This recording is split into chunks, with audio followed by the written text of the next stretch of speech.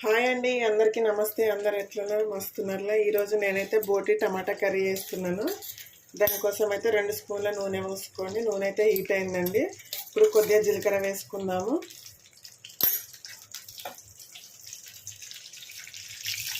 Cut చేసిన ఒక ఉల్లిపాయ, 2 పచ్చిమిర్చి వేసుకోండి.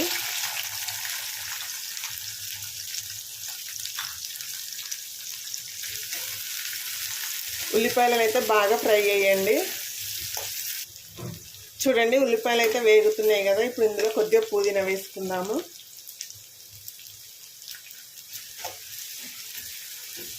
చాలా బాగుంటుందండి కర్రీ అయితే. 1 స్పూన్ అల్లం వెల్లుల్లి పేస్ట్ వేసుకుందాము.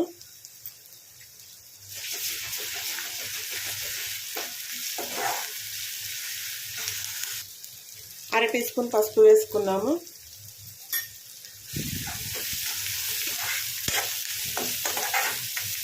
అల్లం వెల్లుల్లి అయితే ఫ్రెష్గా వేసుకోండి, మస్తు ఉంటుంది కూర అయితే. స్మెల్ అయితే మస్తు వస్తుందండి.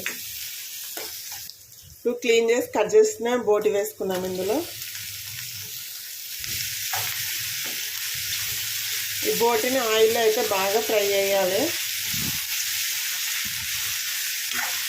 ఎంత బాగా ఫ్రై అయితే కూర అంత టేస్టీగా ఉంటుందండి, నీచు వాసన లేకుండా.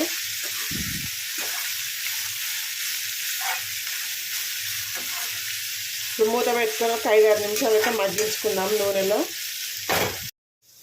చూడండి, ఒక 5-6 నిమిషాల తర్వాత చూసుకుంటున్నట్టు ఇలా మగ్గిపోతుంది. ఇప్పుడు కట్ చేసిన ఒక 3 టమాటాలు వేసుకుందాము.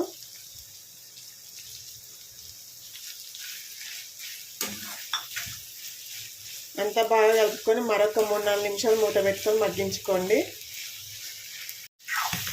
చూడండి, టమాటా అయితే మగ్గింది కదా. ఇప్పుడు ఇందులో కారం వేసుకుందాము. కొద్దిగా కారం ఎక్కువే ఉండాలండి, బోటి కదా, కొద్దిగా నీచు వాసన ఉండొద్దంటే కారం ఎక్కువనే పడుతుంది. 2 టీ స్పూన్లు వేసుకోండి. టేస్ట్ ఇట్లా చాలా బాగుంటుంది. తగినంత సాల్ట్ వేసుకోండి. ఆల్రెడీ బోటి ఉడికించేటప్పుడు వేస్తాం కాబట్టి చూసి వేసుకోండి. ఉప్పు కారం ముక్కలకి పట్టేటట్టు బాగా కలుపుకోండి. ఒక 2-3 నిమిషాలు మూత పెట్టుకొని బాగా మగ్గించండి దీన్ని అయితే. కారం వేయగానే కూరకైతే మంచి కలర్ వచ్చేసింది కదా.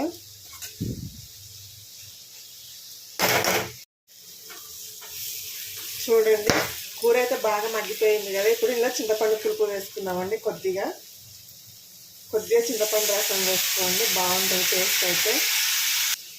కొద్దిగా వాటర్ వేసుకుందాము.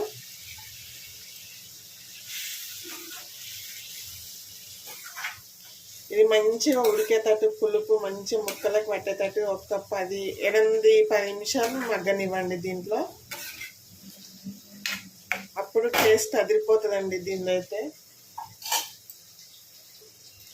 మూత పెట్టుకొని ఇప్పుడు 8 నిమిషాలు మగ్గనిద్దాం దీన్ని. చూడండి, బోటి కర్రీ అయితే రెడీ అయిపోయిందండి. ఇలా నూనె పైకి తేలిందంటే రెడీ అయినట్టే. ఒక 1/2 టీ స్పూన్ ధనియాల పొడి వేసుకుందాము. కొద్దిగా గరం మసాలా వేసుకోండి. ఒక 1/4 టీ స్పూన్ వేసుకుంటున్నాను నేను. ఒక 1/4 టీ స్పూన్ జీలకర్ర పొడి వేసుకోండి, బాగుంటుందండి కూరలో వేస్తే. కొద్దిగా కొత్తిమీర వేసుకోండి.